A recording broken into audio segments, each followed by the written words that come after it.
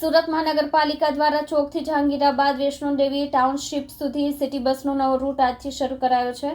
ધારાસભ્ય પુણેશ મોદી તથા જાહેર પરિવહન સમિતિના ચેરમેન સોમનાથભાઈ મરાઠેના વરદ હસ્તે ફ્લેગ ઓફ કરાયું હતું।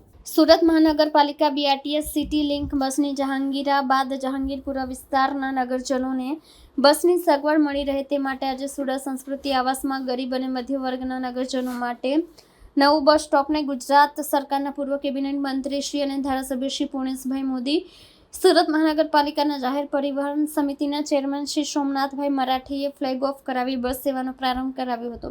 જાહેર પરિવહન સુવિધાનો લાભ મહત્તમ લોકોને મળે તેમજ સૌને સરળતા વર્તાય તેવા ઉમદા વ્યવસ્થાપનના નિર્માણ અર્થે રાજ્ય સરકાર કટિબદ્ધ છે। આ ફ્લેગ ઓફ કાર્યક્રમમાં પૂર્વ કોર્પોરેટર શ્રી દિગ્વિજયસિંહ બારડ, શ્રી અનિલભાઈ બિસ્કિટવાલા, દેવતુલ્ય કાર્યકર્તાઓ, BRTS સિટી લિંકના ઉચ્ચ પદાધિકારીઓ, સ્થાનિક નાગરિકો સહિત અનેક આગેવાનો ઉપસ્થિત રહ્યા હતા। શહેરીજનોને સુરત મહાનગર જે રીતે વિકસિત થઈ રહ્યું છે, યાતાયાત માટે બુલેટ ટ્રેનની સુવિધા સરકાર ઝડપભેર પૂર્ણ કરી રહી છે। મેટ્રો ટ્રેન પણ ઝડપભેર કાર્યવાહી થઈ રહી છે। અનેક પ્રકારની ટ્રેનોમાં સુવિધા આપવામાં આવી રહી છે।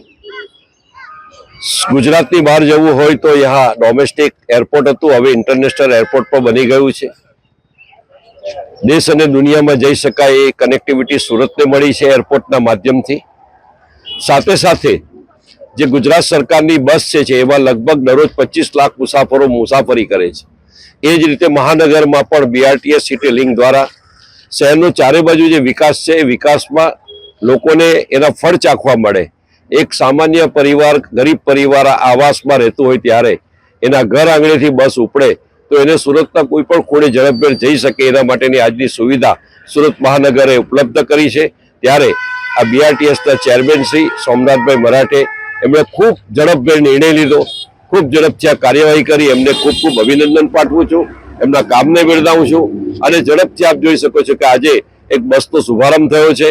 આ નવા વિસ્તારને મહાનગરોમાં એકબીજા વિસ્તારને જોડતું આ બસ એ આપણે સૌને એક ટાટરે બાંધવાનો પ્રયત્ન થઈ રહ્યો છે, ત્યારે આપ સર્વેને અભિનંદન પાઠવું છું।